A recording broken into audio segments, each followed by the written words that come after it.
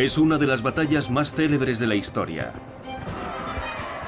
en la que se enfrentaron una de las mentes militares más extraordinarias que han existido y una alianza europea. En un lado, Napoleón Bonaparte, emperador de Francia. Frente a Napoleón, un ejército de aliados británicos y holandeses, comandados por el duque de Wellington. 250.000 soldados de infantería. 100.000 hombres de caballería. 900 cañones. El 18 de junio de 1815, estos hombres y sus armas se enfrentarían para determinar el destino del mundo. En un pequeño rincón de Europa, en un lugar llamado Waterloo. Batallas cruciales de la historia. Waterloo.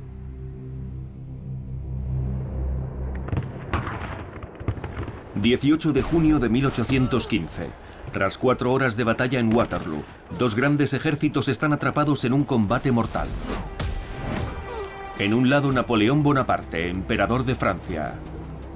Napoleón fue uno de los más grandes comandantes y estrategas de la historia. En el otro lado, un ejército aliado bajo las órdenes del futuro duque de Wellington. Wellington era el hombre natural para dirigir las fuerzas unidas de los aliados contra Napoleón. En juego toda Europa. A las 4 de la tarde, 12.000 soldados de caballería franceses se lanzaron contra las líneas británicas en una de las mayores cargas de caballería de la historia.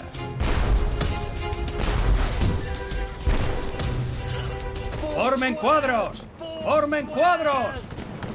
Los aliados forman de inmediato cuadros de infantería británicos. Los cuadros eran líneas y líneas de bayonetas. ¿Pero son suficientes para sobrevivir a este ataque masivo? Wellington estaba buscando una salida. Sabía que su ejército ya había tenido suficiente. El resultado de este choque determinará el curso de la batalla y el futuro de Europa. ¿Podrá el ejército aliado salvarse y salvar al continente de Napoleón Bonaparte?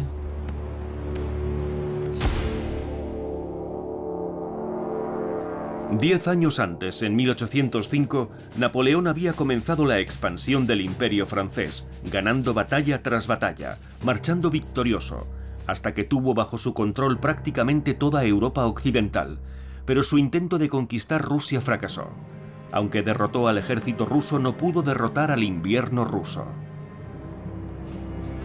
En 1814, las fuerzas aliadas capturaron a Napoleón, restauraron la monarquía francesa y exiliaron al emperador derrotado en Elba, una pequeña isla del Mediterráneo. Las naciones aliadas de Europa creían que Napoleón Bonaparte había dejado de constituir una amenaza. Estaban equivocadas.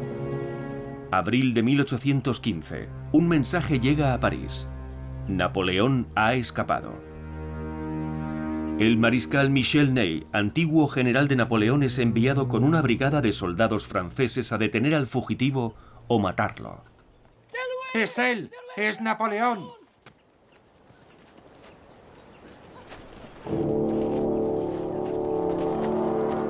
Tras desembarcar en la costa francesa, Napoleón marcha hacia París, intentando reconquistar todo el territorio perdido. ¡Soldados! ¡Apunten! Napoleón viaja con un pequeño grupo de oficiales leales que se habían ofrecido voluntariamente para acompañarle en su exilio. Ney, amigo mío, ¿acaso me dispararías? Napoleón Bonaparte, por orden del rey Luis XVIII, os exijo... Soldados del Imperio, si queréis disparar sobre vuestro emperador, hacedlo ahora.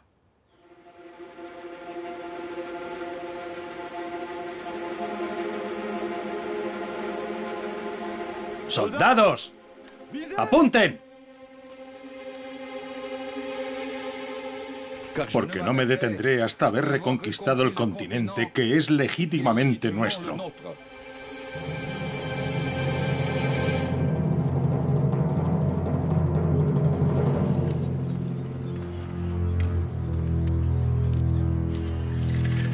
¡Soldados! ¡Seguid a vuestro emperador! ¡Viva el emperador! ¡Viva el emperador! ¡Viva el emperador! ¡En marcha! Por toda Francia, soldados enviados a arrestar a Napoleón terminan uniéndose a su antiguo emperador.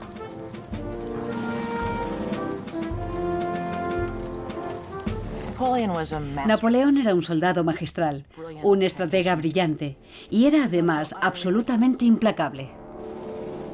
3 semanas después, Napoleón ha regresado a París y tiene la lealtad de todo el ejército francés.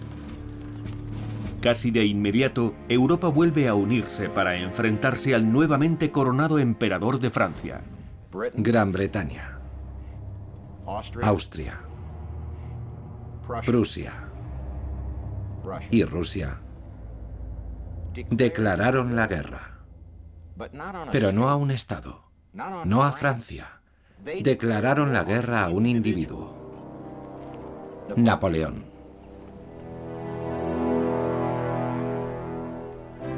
Un inglés llamado Arthur Wellesley, futuro duque de Wellington, llega a Bruselas para comandar a un ejército aliado, convocado de inmediato para destronar a Napoleón. Como comandante, Wellington es sustancialmente distinto a Napoleón. Wellington era autocrático, aristocrático. No era el tipo de militar cálido y afectuoso. No le gustaban los soldados de clase baja a los que debía tener bajo sus órdenes. Los llamaba escoria. Y no los consideraba una fuerza de combate eficaz. Es un ejército muy débil, mal equipado, con oficiales muy frágiles. Pero sus tácticas de combate eran fantásticas y sus hombres le tenían un gran respeto. Napoleón, por otro lado, profesaba un gran respeto a sus soldados y a cambio le eran profundamente leales. Hombres agonizantes gritaban «¡Viva el emperador!» cuando pasaba. Pero su mayor diferencia radica en su forma de enfocar las batallas. Napoleón era un maestro absoluto de la ofensiva, del ataque, y se iba a enfrentar al maestro absoluto de la defensa, Wellington. Uno de los aliados de Gran Bretaña es Prusia, el reino líder del Imperio Germánico. El ejército prusiano está bajo las órdenes del veterano mariscal de campo, conde Gebhard von Blücher. En la batalla de Waterloo, Blücher tenía 72 años. A pesar de su avanzada edad, seguía siendo un hombre lleno de pasión. Era mujeriego, bebedor, amaba la vida y matar franceses. Mi general, una carta. No tengo tiempo para correspondencia. Pero, mi general, es de Napoleón. Se ofrece a negociar la paz. Napoleón envió ofertas de paz a sus antiguos enemigos sin obtener resultados. Napoleón. Napoleón es una amenaza. Nos derrotó. Y podría derrotarnos de nuevo, pero nunca claudicaremos. ¡Jamás! Lo último que Napoleón quiere hacer en 1815 es ir a la guerra. No está preparado. Los aliados le declaran la guerra, así que no fue él quien la provocó, la guerra lo llamó a él. Izquierda, derecha, izquierda, derecha, izquierda, derecha. En junio de 1815, Wellington y Blücher unen sus tropas para batallar. Blücher, con más de 125.000 soldados prusianos, se encuentra al este de Bruselas. Wellington, cerca de la costa de Bélgica, tiene una fuerza de tropas británicas y holandesas que supera los 100.000 soldados. Los dos ejércitos se preparan para unirse y marchar hacia París en un abrumador despliegue de fuerza. Napoleón se ve arrinconado. Sabe que en Bruselas tiene a Wellington y sus ejércitos y los prusianos están cerca. Su concepto es que la mejor defensa es un ataque rápido y decisivo. Napoleón decidió lanzar una ofensiva, cruzar la frontera de Francia, entrar en Bélgica y atacar. Napoleón se mueve con rapidez para asegurarse de que Wellington y Blücher no tengan tiempo de unir sus fuerzas. Conduce a su ejército de 130.000 soldados al norte para enfrentarse a los ejércitos aliados por separado. Napoleón concentraba todo o la mayor parte de su poder ofensivo en un elemento del ejército enemigo. Lo destruía. Luego volvía a concentrar su poder ofensivo en otro elemento del ejército enemigo. Lo destruía hasta que conseguía romper la voluntad combativa del enemigo. En su primera acción militar desde el exilio, la estrategia de Napoleón de dividir y conquistar funciona a la perfección. El 16 de junio de 1815, sus tropas de avance aíslan y atacan a una fuerza prusiana mucho más pequeña. Los prusianos caen rápidamente ante las fuerzas francesas más numerosas.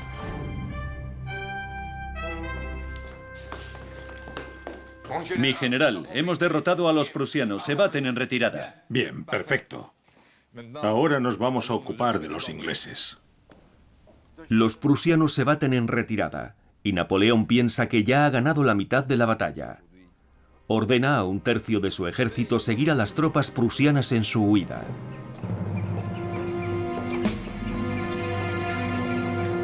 Es la mañana del 18 de junio de 1815.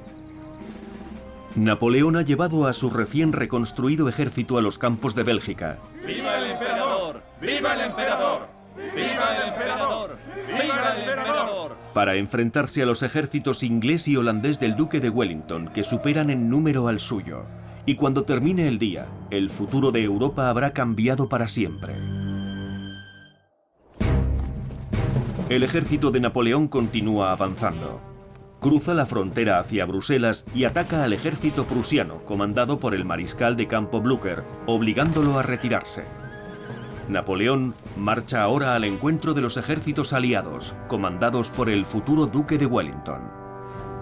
Wellington, que era principalmente un maestro de la defensa, examinó el mapa de la zona y dijo: puesto que Napoleón ha tomado la ofensiva, ¿dónde quiero defenderme? Wellington escoge un campo de batalla justo al sur de un pueblo llamado Waterloo. El campo de batalla de Waterloo era básicamente un gran valle que se extendía de este a oeste. En el norte está el ejército aliado.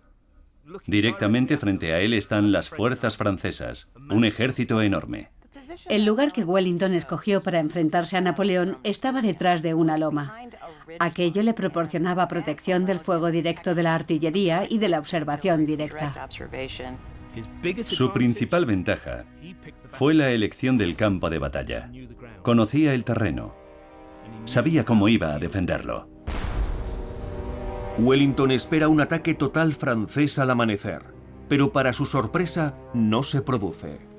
Tiene 30.000 soldados más que nosotros. Son todos veteranos y cuenta con una línea directa de abastecimiento. Pero no hace nada. Son casi las 10. El suelo está tan embarrado que la artillería no puede desplazarse. Estaba lloviendo desde hacía días. Aquello, por supuesto, limitaba la movilidad de la caballería y la capacidad de los caballos para colocar los cañones en posición. Así que el campo de batalla favorecía al defensor. En otras palabras, Napoleón tenía un problema. Si Napoleón espera a que el terreno se seque, su ejército podría combatir de forma más eficiente, pero también podría dar tiempo a los prusianos huidos de regresar y unirse a Wellington. Tal vez debería dar la orden de atacar. Daré la orden cuando sea el momento oportuno. Hasta entonces, esperaremos. Estrategas de salón han discutido durante décadas sobre la decisión de Napoleón de comenzar la batalla al final del día. Aunque algunos consideran que el terreno embarrado fue el factor principal, no todo el mundo está de acuerdo. Napoleón parece, sin duda, haberse vuelto más débil y aletargado en su madurez. No tenía auténtica experiencia de combate reciente. Hay quien sostiene que había perdido la vitalidad. Pero hay evidencias de una razón más convincente para la dilación del emperador: la enfermedad. Tenía problemas de pituitaria, tenía hemorroides, tenía problemas de estómago que no le diagnosticaron correctamente, vomitaba durante la noche y no se sabe realmente cuánto era capaz de dormir. La salud debilitada se mantuvo totalmente en secreto hasta casi 100 años después de Waterloo, cuando unos documentos revelaron la gravedad de sus problemas de salud. En vez de librar una batalla para salvar su imperio aquella mañana, Napoleón debía probablemente haber estado en un hospital. Si queremos hacernos una idea de lo que debió suponer para Napoleón estar en el campo de batalla en Waterloo, basta con que imaginemos cómo se encontraría después de tomarse una caja entera de laxantes, haber recorrido a caballo 30 kilómetros, permanecido despierto toda la noche y que alguien le diga que tiene que dirigir un juego de guerra. ¿En qué condiciones se encontraría? Con Napoleón negándose a dar órdenes y el sol ya en lo alto, el mariscal Ney comienza a comandar al ejército francés por su cuenta. Su primera orden es el asalto al castillo amurallado de Hougomont.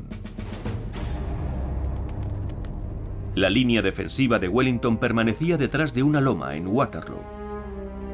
Pero delante de la línea había dos edificios fortificados, Hougomont y la Haie-Sainte, dos elementos clave en la estrategia defensiva de Wellington contra Napoleón.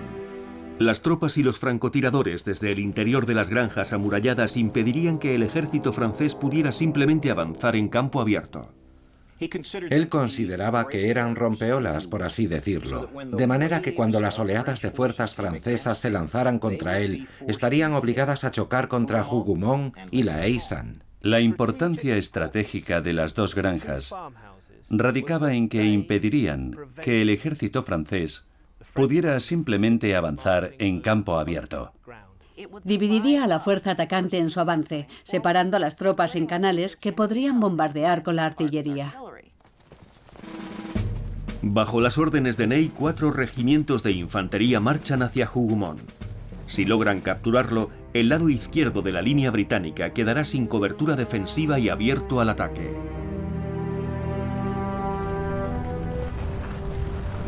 Dentro del castillo hay un puñado de hombres de la Guardia Coldstream, un regimiento de élite británico. A las 10 de la mañana los franceses lanzan el ataque. ¡Vienen los franceses! ¡Vienen los franceses! ¡Adelante, a por ellos!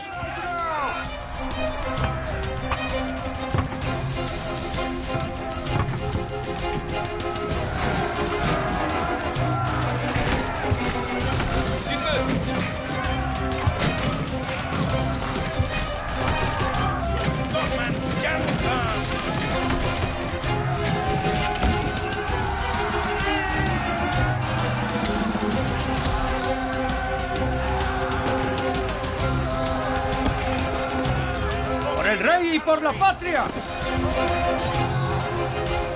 El combate en Hougomont es feroz. Pero a las 11:30 de la mañana los británicos repelen el primer ataque y se preparan para un asedio. ¡Bien hecho, soldados! Se han efectuado los primeros disparos en Waterloo. ¡Por el rey y por la patria! La batalla está en marcha. A pesar del éxito de los aliados en Hougomont, Wellington sabe que necesitará el apoyo de los prusianos para derrotar a Napoleón. ¿Estamos seguros de que los prusianos van a venir? Tanto como uno puede estarlo en la guerra. Es decir, nada. Los franceses los derrotarían ayer y por eso no tiene prisa por atacar. Pero la ira de Napoleón solo acaba de desatarse. Pronto los aliados tendrán la oportunidad de probar su arma más poderosa. La sangre está a punto de salpicar los campos de Waterloo.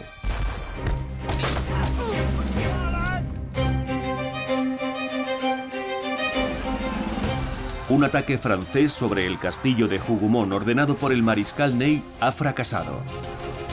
Pero ha marcado el inicio de la batalla de Waterloo.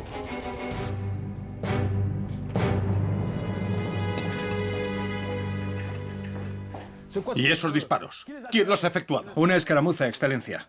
¿Dónde? Muy cerca, en la granja. Estamos progresando.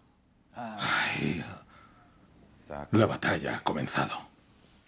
¿Quiere que...? Sí, comiencen, comiencen. Que los ingleses prueben nuestros cañones. ¡Vamos!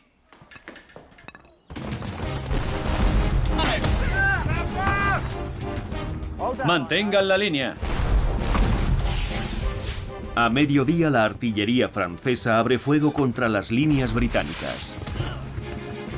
¡Mantengan la línea! 80 cañones, disparando balas sólidas de 12 libras, arrasan las líneas británicas. Pero Wellington no permite a los británicos responder a los disparos. Reservará las balas de sus cañones para cuando la infantería y la caballería francesa se aproximen a sus líneas. El efecto de rebote era una de las grandes cualidades de las balas sólidas. Incluso en el tercer rebote todavía podían romper una pierna o un tobillo.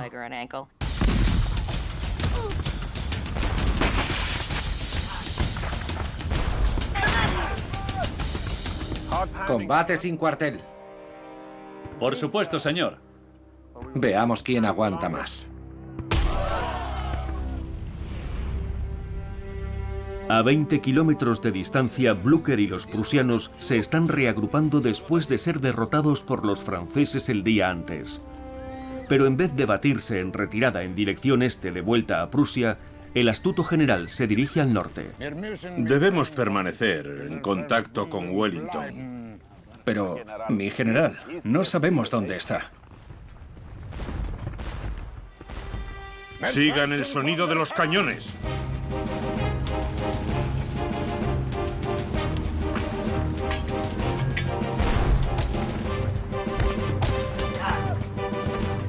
Se estima que más de 500 hombres murieron en la salva de apertura de la batalla. Más tarde, aproximadamente a la 1 de la tarde, los cañones de Napoleón cesaron.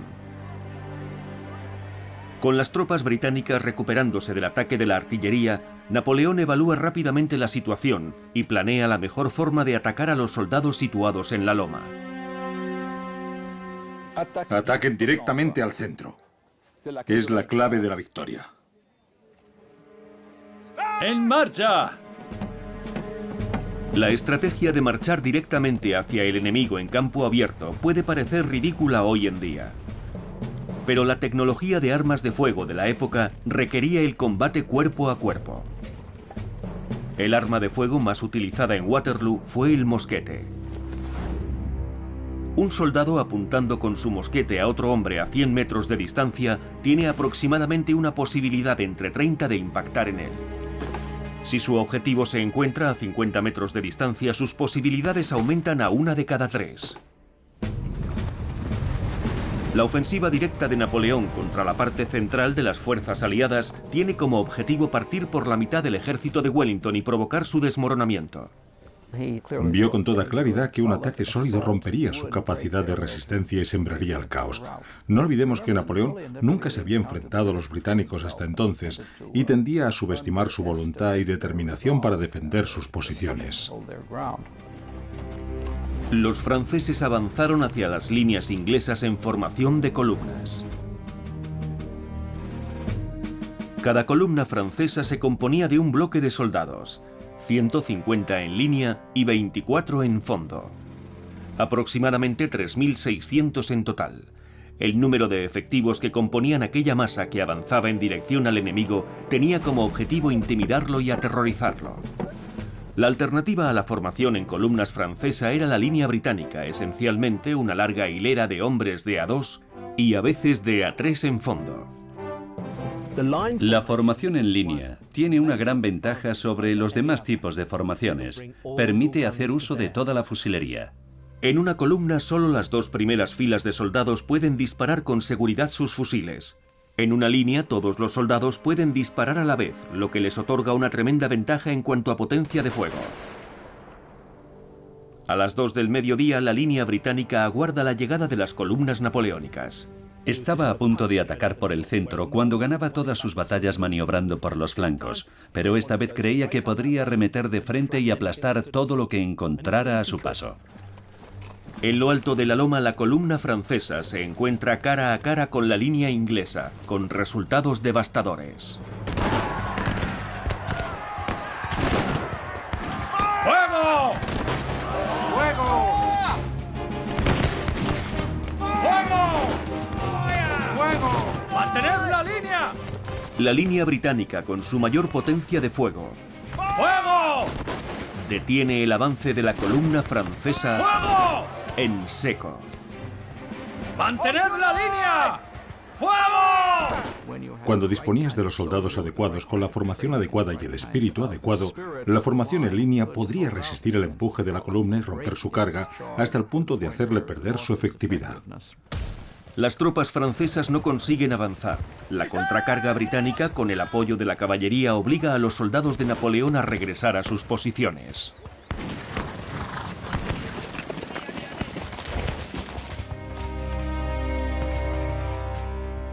Señor, hemos llevado la batalla al terreno de Napoleón. Habla como si la batalla hubiese terminado, Uxbridge, pero solo veo 2 brigadas de caballería destruidas y miles de hombres muertos, y nuestras líneas donde estaban esta mañana.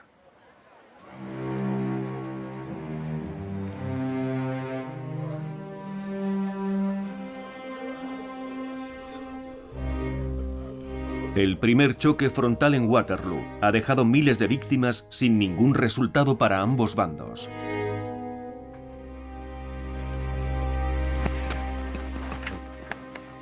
¿Dónde estamos? ¿Y la infantería? De regreso. ¿De regreso? ¿Cómo que de regreso? ¿Por qué? El centro es la clave, Ney. Wellington está a punto de desmoronarse y nosotros ni siquiera somos capaces de mantener el centro. Esa granja, ¿es nuestra? Napoleón se da cuenta de que no puede controlar el campo de batalla sin antes tomar la Haie-Saint. No, Alteza. Pues tómela, cueste lo que cueste. No quiero volver a verle hasta que el centro esté en nuestras manos. Han transcurrido 3 horas desde el comienzo de la batalla de Waterloo. La línea británica ha resistido, pero Wellington es consciente de que no hay nada decidido. Las líneas de batalla permanecen inamovibles y miles de soldados yacen muertos. Sin embargo, la batalla está a punto de dar un giro. ¡Los franceses! ¡Los franceses! 18 de junio de 1815. Napoleón Bonaparte se dispone una vez más a dominar Europa.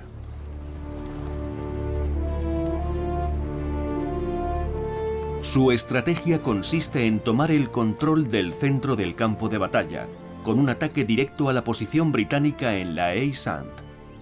El punto estratégico más importante era el que se encontraba más próximo al centro de las tropas de Wellington, la Haie-Saint. Para los franceses era imprescindible conquistar esa posición antes de atacar el centro del ejército aliado, que era su principal objetivo en la batalla. La granja amurallada está defendida por la Legión Alemana del Rey. Está compuesta por soldados alemanes que habían huido a Inglaterra después de que Napoleón conquistara su país en 1805. Tienen motivos sobrados por los que luchar. Si Napoleón resulta derrotado, ellos podrán regresar a sus hogares. El bando que conquiste la granja tendrá el control sobre el crucial centro del campo de batalla. A las 3 de la tarde, Napoleón ordena que 2 brigadas de infantería al completo, 2000 hombres, tomen la casa a toda costa. Frente a los franceses, solo hay 450 fusileros. Sin embargo, los soldados inferiores en número cuentan con una gran ventaja, una potencia de fuego muy superior. Esta unidad del ejército británico lleva rifles, no mosquetes. Gracias a los surcos grabados en el interior del cañón, la bala sale girando a gran velocidad, como cuando un quarterback lanza una pelota de rugby, lo que le confiere mayor alcance y precisión. Alrededor de las 3:20 de la tarde, 7 horas después del comienzo de la batalla de Waterloo, 2000 soldados de infantería franceses cargan contra la pequeña fortaleza. ¡Los franceses! ¡Los franceses! ¡Los franceses! ¡Los franceses!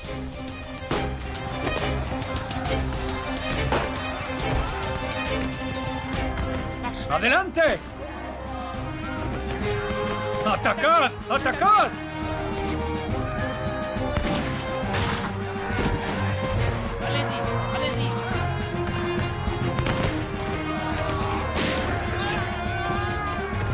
Cada vez que los muros están a punto de ser traspasados, los fusileros aliados, pese a su inferioridad numérica, se las arreglan para mantener a raya a los franceses.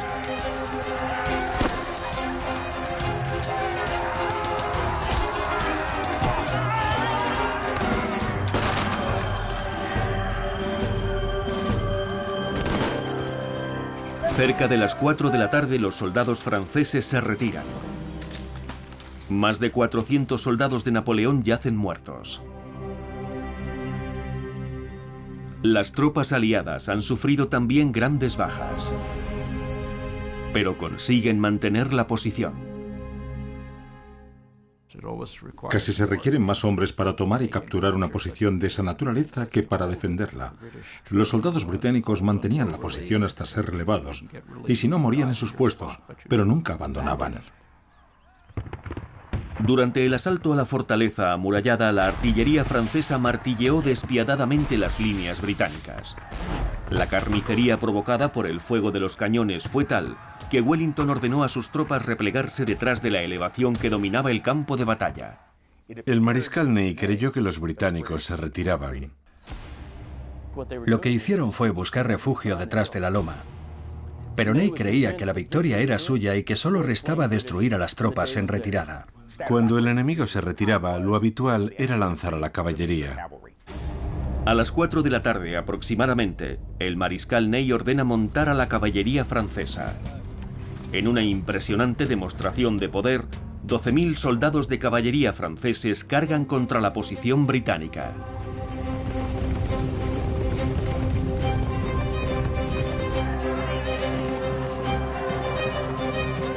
Cuando se encuentran a unos 200 metros de las líneas enemigas, los cañones británicos disparan una lluvia de metralla sobre los jinetes franceses.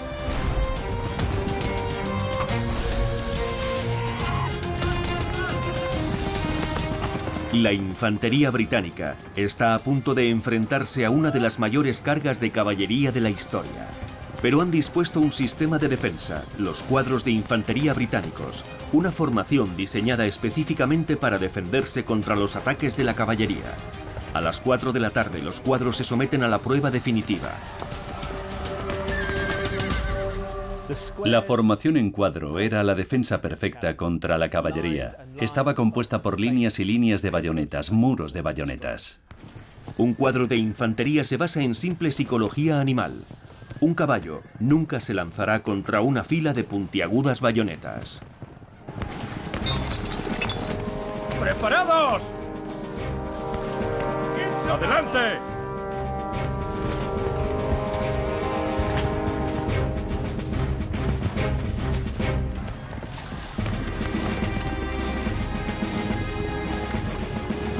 Viendo a la caballería incapaz de romper los cuadros, Ney ordena su retirada.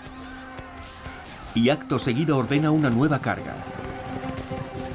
Cada vez que la caballería es rechazada, los cañones franceses bombardean los cuadros británicos hasta que la caballería puede reanudar la carga.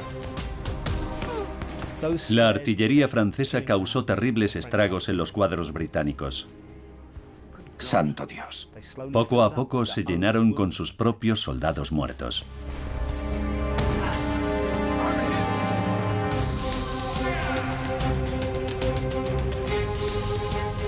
Una y otra vez, la caballería francesa cargó contra el enemigo. Y una y otra vez, los cuadros británicos se sintieron flaquear, pero resistieron.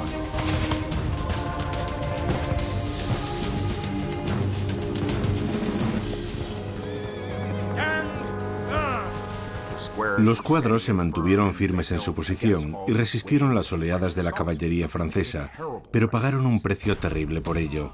Wellington lo observaba todo desde la retaguardia y sabía que su ejército estaba al límite de su resistencia. Al verse incapaces de atravesar los cuadros británicos, los franceses suspenden la carga de la caballería. Ambos bandos sufren enormes bajas. Creo que los hemos rechazado, señor. No, Uxbridge. Estamos en un momento crítico. No podremos resistir otra carga. Si queremos sobrevivir, o la noche o los prusianos deben llegar.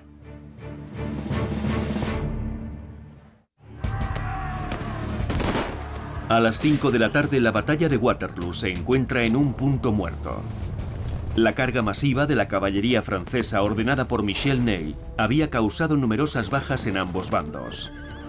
Napoleón sabía que el movimiento de Ney había sido un error casi fatal. Wellington está a punto de desmoronarse, Excelencia. Un último ataque y acabaremos con él. ¿Un último ataque con qué? Ha destruido usted mi caballería, ha destruido mi ejército. Ney era el más valiente entre los valientes, pero no era el más inteligente. Y no era el comandante en cuyas manos se podía dejar una operación de tal naturaleza. Era sin lugar a dudas un valiente y era un conocedor de las tácticas militares, pero tenía muy poca visión estratégica. A pesar de los contratiempos, Napoleón cree todavía que la victoria puede ser suya. En algunas batallas del pasado casi fracasó, pero al final lograba arrancar la victoria de las fauces de la derrota. Napoleón sigue convencido de que la clave de la victoria reside en el control del centro del campo de batalla, y una vez más ordena a sus tropas atacar la Haie-Sainte. Alrededor de las 6:15 de la tarde, las tropas francesas marchan hacia la fortaleza. Poco antes, los fusileros aliados habían conseguido mantener a raya a la infantería francesa. Sin embargo, ahora tienen un problema. Se han quedado prácticamente sin municiones.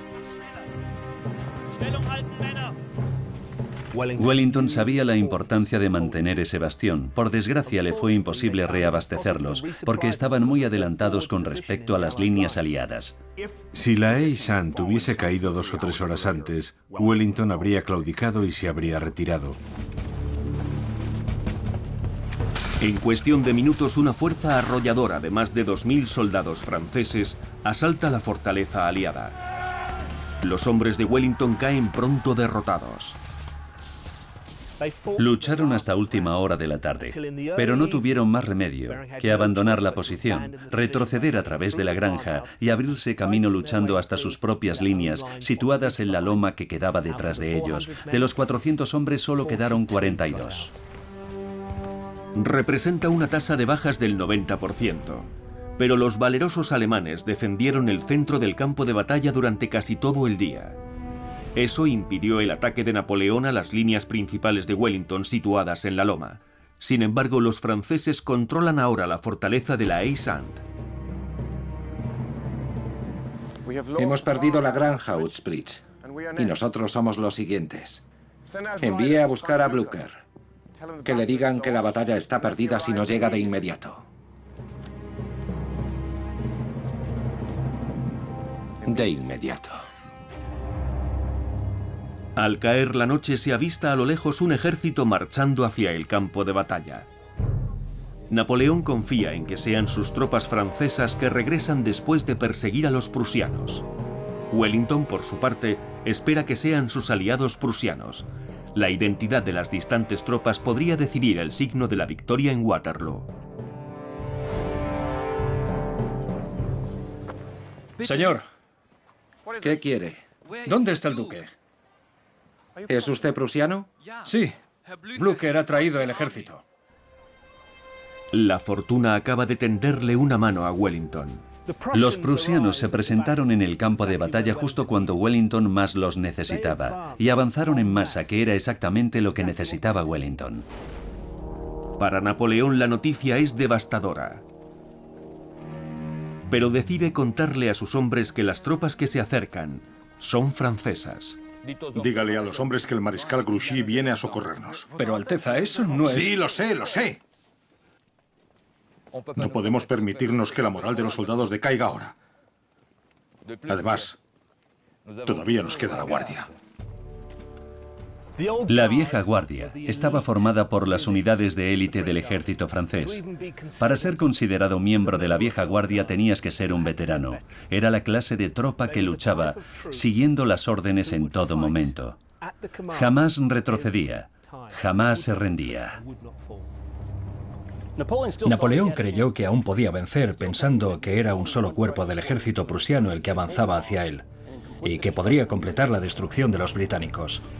Si Napoleón actuaba con rapidez, podría destruir el ejército de Wellington antes de la llegada de los prusianos.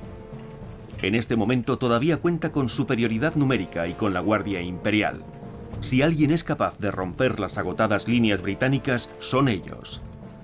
Napoleón ordena a 4.500 de sus mejores soldados que marchen directamente hacia las líneas británicas. En 20 años de combates nunca habían sido derrotados. Envió a esos hombres al frente para atacar de nuevo a los británicos justo por el centro. Entonces Wellington da una orden sorprendente. Manda a un gran número de sus soldados que se tumben en el suelo detrás de la loma. Los británicos arman sus cañones con doble carga de metralla. Los botes de metralla son botes llenos de bolas y se utilizan contra objetivos a corta distancia. Es como un cartucho de escopeta. La vieja guardia se dirige hacia la loma y prueban en carne propia la potencia de la artillería británica. ¡Fuego!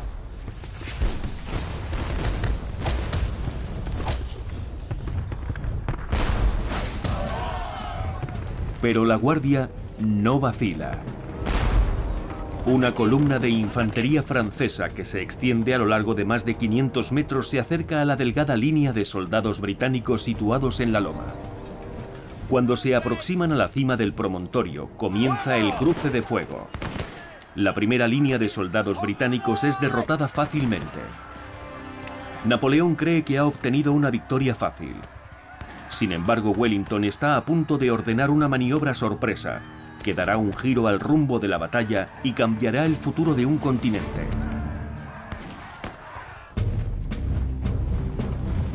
Napoleón ha ordenado a su fuerza de combate de élite, la vieja guardia, que tome la loma británica. Pero Wellington tiene reservada una sorpresa para los franceses. Ha escondido a la mayor parte de sus tropas detrás de la cresta de la loma. La batalla de Waterloo está a punto de entrar en su punto álgido. La guardia jamás se ha retirado. Y nunca ha sido derrotada. A medida que se acerca a la línea británica, se produce el primer intercambio de fuego. ¡Fuego! ¡Fuego! Las unidades de choque de Napoleón derrotan fácilmente a la primera línea de las tropas británicas. Cuando la Guardia Imperial se dirige a la cima de la loma, los soldados piensan que les aguarda una victoria fácil. Entonces Wellington desvela su mayor sorpresa. Ahora, Maitland.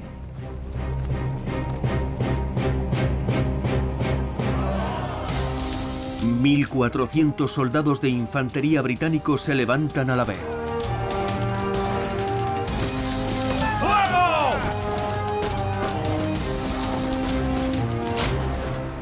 ¡Fuego! La sorpresa resulta devastadora. El 20% de los soldados franceses cae tras la primera andanada británica.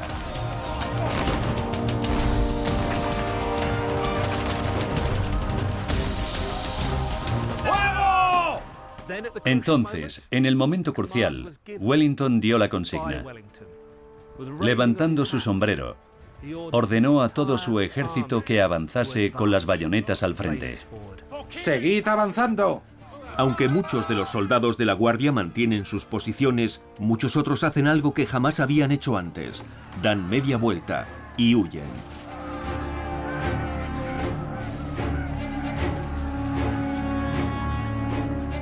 ¡Adelante! ¡Deprisa! Entonces empezó a correr la voz de un lado al otro de las filas. La guardia retrocede. Pronto les sigue la mayor parte del ejército. En cuestión de minutos, las fuerzas de Napoleón al completo se baten en retirada.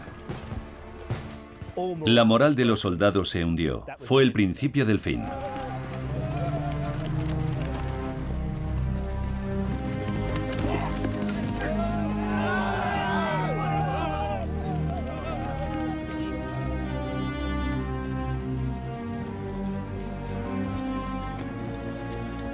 Excelencia. Excelencia. Ordene a la artillería que abra fuego. Pero mi general. ¡De la orden! ¡De la orden! Para cubrir su propia huida, Napoleón ordena a su artillería que dispare, a pesar de que la barrera de fuego podía cortar la retirada de sus soldados. Fue la decisión sorprendente de un hombre al que el ejército francés se había entregado en cuerpo y alma, Una última acción militar brutal del que fue una vez un gran líder. ¿A dónde vamos, Excelencia? A París. Después, solo Dios lo sabe.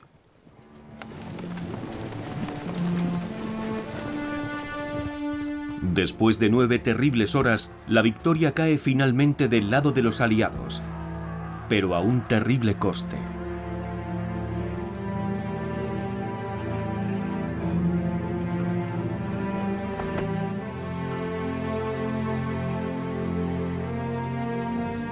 Al acabar el día 18 de junio de 1815, 40.000 hombres y 10.000 caballos yacen muertos o heridos en el campo de batalla. Y un imperio se pierde para siempre.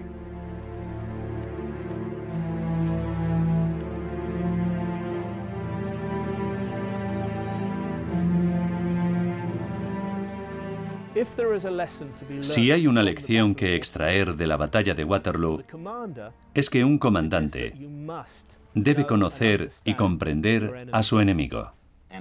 Y no luchar hasta que estés totalmente preparado para hacerlo.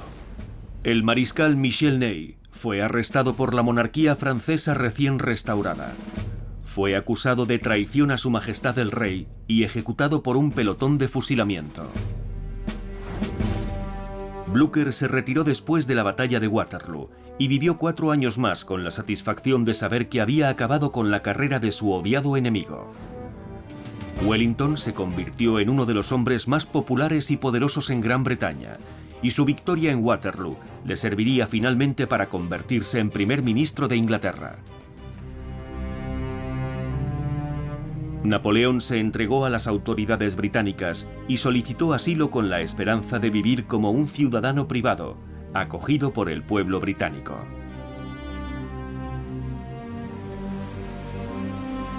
En vez de eso, los aliados condenaron a Napoleón al exilio y le enviaron a la isla más remota del Atlántico, Santa Helena. El que fuera una vez gobernante indiscutible del mayor imperio del mundo, pasaría los últimos años de su vida como emperador de la nada. Un hombre solitario anclado en una isla desolada, en medio de ninguna parte. Napoleón luchó y ganó más batallas que Alejandro Magno, Federico el Grande, Aníbal y César juntos, y sin embargo le recordamos principalmente por Waterloo. ¡Qué trágico destino! Waterloo fue la última gran batalla decisiva en la que participaría toda Europa hasta la Primera Guerra Mundial. Sin embargo, el 18 de junio de 1815, nadie sabía que esta sangrienta batalla conduciría a un siglo de paz y prosperidad para todo el continente. Esa misma noche, el mariscal de campo Blücher y el duque de Wellington se reunieron en el mismo mesón donde Napoleón había establecido su cuartel general.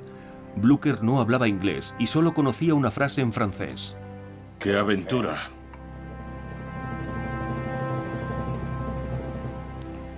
El 18 de junio de 1815, todo un continente cambió. El imperio europeo de Napoleón Bonaparte había sido decisivamente aplastado, y una sola batalla se convertiría para siempre en una metáfora de la derrota final, en un campo de batalla llamado Waterloo.